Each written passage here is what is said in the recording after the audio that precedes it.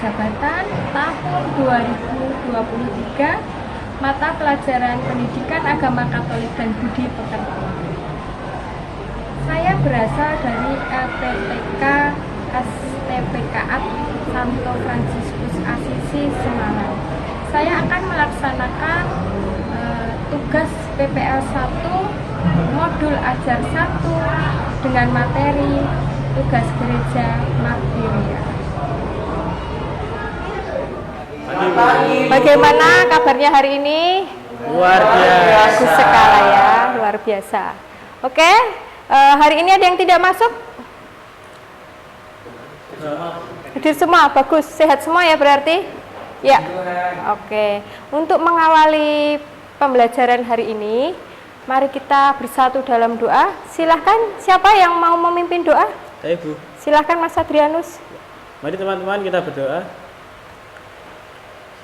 Bapa kami yang ada di surga, dimuliakanlah namamu, datanglah kerajaanmu, jadilah kehendakmu di atas bumi seperti di surga. Berilah kami rezeki pada hari ini, dan ampunilah kesalahan kami, seperti kami pun mengampuni yang bersalah kepada kami. Dan janganlah masukkan kami dalam pencobaan, tetapi bebaskanlah kami dari yang jahat. Amin. Dalam nama Bapa dan Putra dan Roh Kudus. Amin. Baik, Bu Putri akan bertanya kepada kalian semua. Kalian tentu sudah dibaptis kan? Ya, bagus ya. Apa nama Santo Santa Pelindung atau pembaptis kalian? Siapa? Saya, Bu. Silakan Mas Albert. Santo Albertus. Oke. Santo Albertus. Teladan apa yang Mas Albertus Eka dapat dari Santo Pelindung Anda? Membantu Tuhan dalam devosi yang sangat besar terhadap dalam sakramen Maha Kudus dan kepada Bunda Maria. Oke, terima kasih Mas Albertus. Ada lagi? Bukan. Santo Gregorius. Apa teladan yang Mas Riki dapat dari Santo Pelindung Mas Riki? Dia sebagai pelindung para musisi. Wow, pelindung para musisi, berarti pelindung rocker juga kali ya? Iya. Oke, terima kasih Mas Riki. Ya. Sebelum kita memasuki materi, Bu Putri akan membagikan soal untuk pretestnya. Oke, silahkan bisa dikerjakan ya. Jangan lupa untuk nama, kelas, dan jurusannya. Silakan kalian mengikuti petunjuk ya, nomor 1 sampai nomor 4. Kemudian setelah itu jangan lupa baca dan cermati soal dan kemudian menjawab. Ini kalian jawab semampunya dulu ya. Jadi ini tidak dinilai. Bu Putri mau mengetahui sejauh mana Anda mengetahui pemahaman sebelum Bu Putri memberikan materi. Putri akan menjelaskan tugas gereja Martiria atau bisa dikenal dengan tugas gereja yang memberi kesaksian. Ya, mari kita lihat. Tetapi sebelumnya, ya, sebelum kita masuk ke materinya, Bu Putri akan memberikan sebuah pantun. Ya. Jalan-jalan pagi hari di pasar. Cakep. Sangat jalan-jalan dengan sangat hati-hati. Cakep. Kalau kita rajin belajar, Cakep. tentulah kita akan menjadi pintar.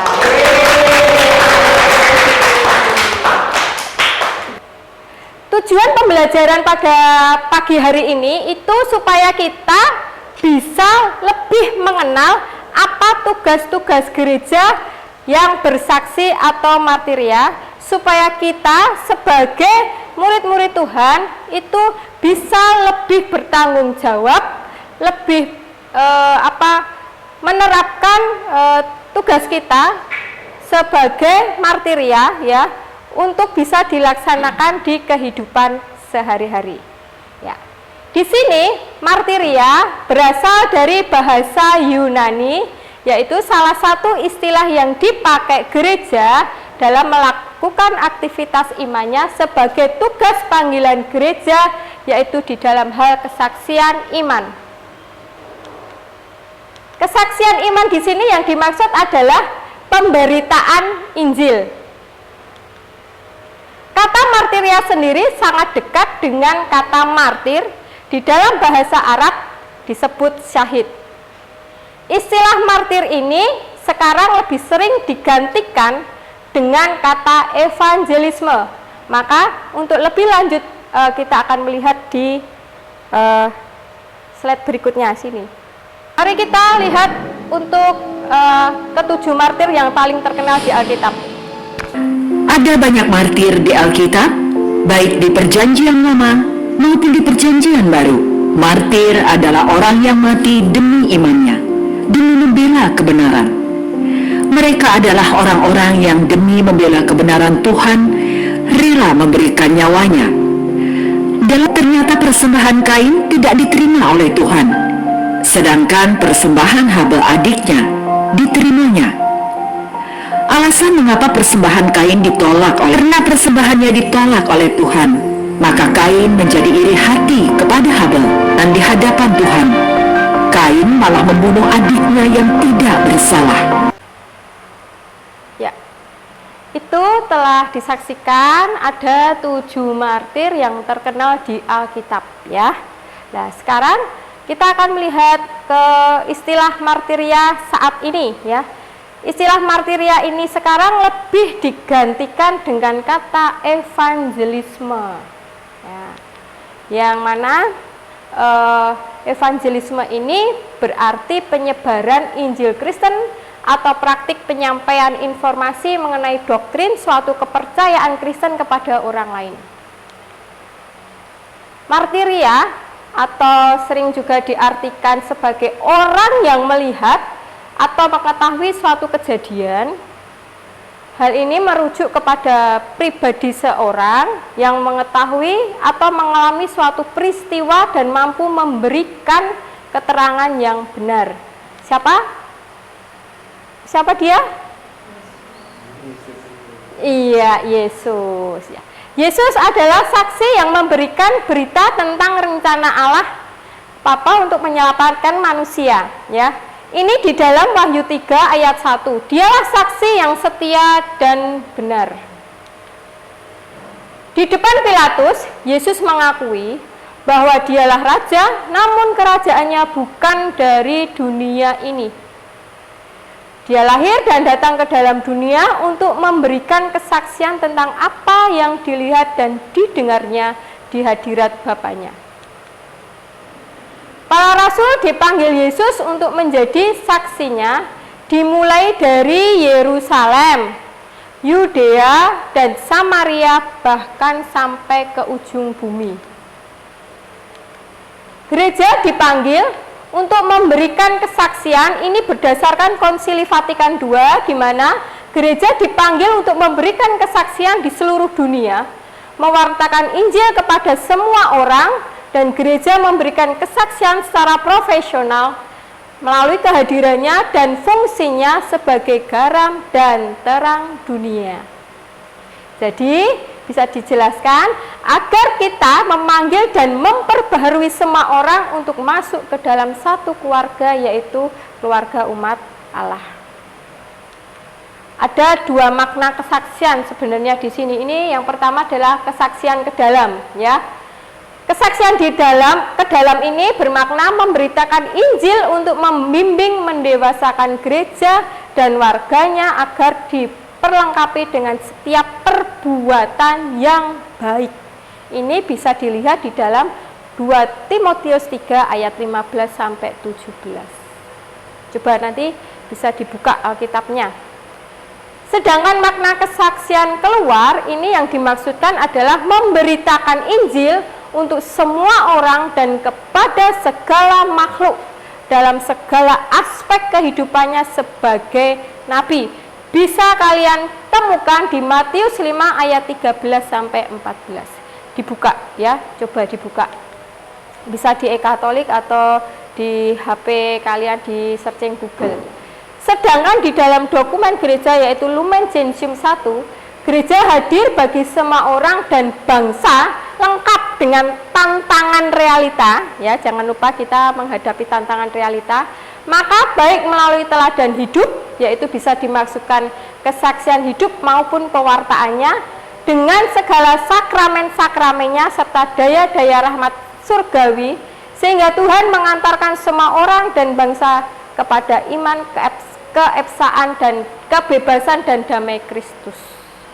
Dari sini ada yang ditanyakan? Belum? Tidak? Oke, belum ya. Lanjut. Poin penting dalam kesaksian itu ada berapa? 3. Membangun relasi, terlibat aktif dan setia dan taat. Membangun relasi seperti apa? Kita lihat. Menghantar masyarakat kepada kerinduan akan kebenaran dan cinta kasih. Hukum utama kita cinta kasih ya. Terutama yang miskin, tersingkir dan tertimpa kemalangan.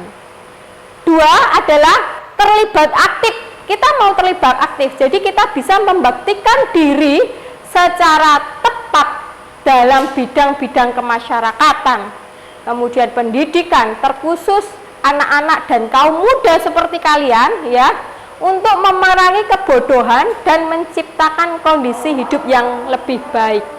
Kalian kan generasi muda, akhirnya generasi Bu Putri sudah lewat, kalian yang menggantikan. Tentu kita perlu yang namanya sikap setia dan taat. Dengan pembaptisan kita yang kita terima ini ya, kita dipanggil untuk menjadi saksi-saksi Kristus dengan mempertahankan imannya. Nah. Jadi isi kesaksian apa? Isi kesaksiannya adalah Injil Yesus Kristus secara utuh. Apa itu? Injilnya berisi tentang apa? Yesus mengampuni dosa, menyembuhkan, memberi makan, kemudian berita gembira mengenai pertobatan, pembaharuan yang disediakan bagi manusia. Bisa dilihat dari Markus 1 ayat 15, yaitu ada kebebasan, keadilan, kebenaran, dan kesejahteraan tentunya yang dikehendaki bagi dunia. Bisa dilihat dalam Lukas 4 ayat 18 sampai 21. Oke? Itu ada yang ditanyakan? Tidak. Oke. Sekarang kita akan membuat, ya teman-teman bisa membuat. Silakan membuat kesaksian hidup teman-teman.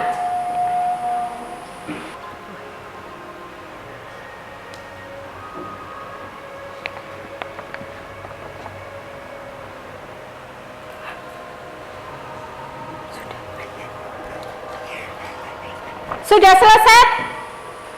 Sudah? Oke, sudah selesai. Silakan, siapa yang mau mempresentasikan membuat kesaksian hidup toh tadi? Oke, sekarang siapa yang mau mempresentasikan di depan? Monggo, silakan Oscar. Oke, untuk kesaksian hidup dari saya, sebelumnya saya perkenalkan diri saya dulu. Saya Oscar, dan tentang kesaksian hidup saya cukup memiliki banyak sekali ya untuk cerita-cerita, kisah-kisah, baik itu yang menyenangkan dan juga menyedihkan. Di satu momen, saya bertemu dengan satu orang yang saya itu tidak kenal dengan dia. Posisinya pada saat itu saya sedang jalan pagi keliling kampung ya. Saya ketemu sama tetangga saya yang baru. Di situ saya cerita-cerita nih, saya sharing sama tetangga saya itu, dan banyak banget kisah yang dia ceritakan ke saya tentang kehidupan, tentang bagaimana perjuangan dia untuk bisa bertahan hidup. Nah, dari situ dia benar-benar memberikan saya semangat dan motivasi baru bahwa hidup itu harus terus berjalan. Apapun rintangan, apapun kondisinya, bagaimanapun kamu menghadapi dunia ini, sesulit apapun, itu kamu harus tetap bertahan. Dan memang benar, kita itu manusia, tidak bisa hidup sendirian. Kita pasti membutuhkan pertolongan manusia lain, dan salah satunya yang penting adalah membutuhkan pertolongan Tuhan. Dan begitu saja kesaksian tentang saya. Terima kasih. Ya, tepuk tangan. Luar biasa sekali. Ya, terima kasih Mas Oscar. Sangat luar biasa bisa kembali ke tempat ya. Tadi mengenai berkat Tuhan yang luar biasa. Oke. Satu lagi, siapa yang mau men-sharingkan kesaksiannya di depan? Oke, Violet. Sebelumnya perkenalkan, nama saya Violet. Jadi hari ini saya mau bersaksi tentang jadi 2 tahun lalu itu keluarga saya terkena COVID. Ya, masa-masa saya COVID. Dan ayah saya meninggal. Nah, tapi selama masih COVID itu kan nggak bisa pergi di rumah. Terus juga nggak bisa masak, soalnya kan ya pada sakit semua, tepar semua gitu. Tapi puji Tuhannya juga dari kantor ayah saya itu mesenin catering, jadi sehari-hari masih bisa makan. Terus setiap hari itu juga ada yang ngirimin makanan, ngirimin buah-buah gitu. Jadi ya kita tuh masih bisa. Ya, kuat ya. Luar biasa kamu Violet. Tuhan itu nggak bakal biarin kalian tuh sendiri. Tuhan itu pasti ada cara buat bantu kalian setiap saat gitu ya. Hebat ya. Violet itu luar biasa ya. Bu Putri sampai merinding ini Violet ya. Begitu tegarnya ya. Tidak semua orang bisa sekuat Violet, bener enggak teman-teman? Iya. Nah, ini salah satu penguatan kita ya, buat motivasi kita. Seperti yang telah Bu Putri sampaikan di layar tadi, isi dari kesaksian tadi apa? Selain terlibat aktif, setia dan taat, yaitu apa? Ini. Membangun relasi untuk menghantar masyarakat kepada kerinduan kebenaran, terutama yang miskin. Tersingkir, tertimpa kemalangan. Betul sekali, sudah ada. Saling memotivasi satu sama lain, ya. Oke.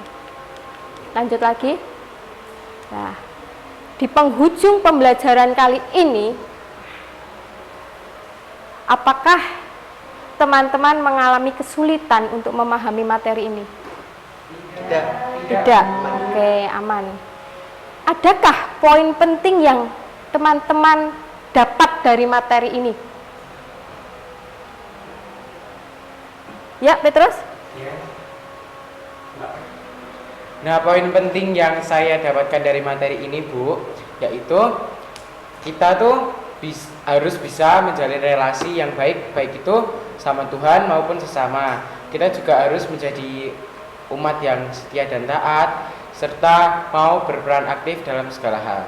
Ya. Nah, itu aja, Bu. Terima kasih Petrus atas tanggapannya. Oke, ada satu lagi. Apa poin penting yang Anda dapat dari materi ini? Siapa? Oke, Stefani, silakan. Menurut saya ingin menjadi seperti martir yang berani mati demi membela firman Tuhan. Itu aja sih. Oke, terima kasih Stefani. Ya. Kemudian, apakah ada manfaat yang kalian temukan dari pembelajaran ini? Ya, silakan Hana. Kalau dari aku dapat manfaat dari pembelajaran ini tuh bisa lebih setia dan taat aja sih Bu, udah itu aja. Iya, kemudian apakah ada yang perlu dibenahi di dalam cara hidup Anda setelah mempelajari materi ini? Ada? Saya, Bu. Silakan Adrianus. Susah untuk terlibat aktif dalam masyarakat. Kemudian dengan materi ini saya harus membenahi hidup saya selalu aktif dalam masyarakat dan improvisasi. Oke, terima kasih. Ya. Ya. Mari kita instrumen asesmennya nomor 1 sampai nomor 3, kemudian cermati soal-soal dan mulai dikerjakan. Silahkan.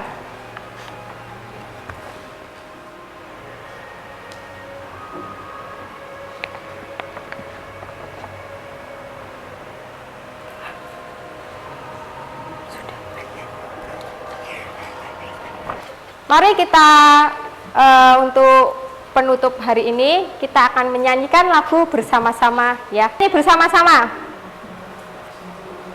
Bisa kan lagunya? Bisa. Kita nyanyi dengan penuh semangat ya.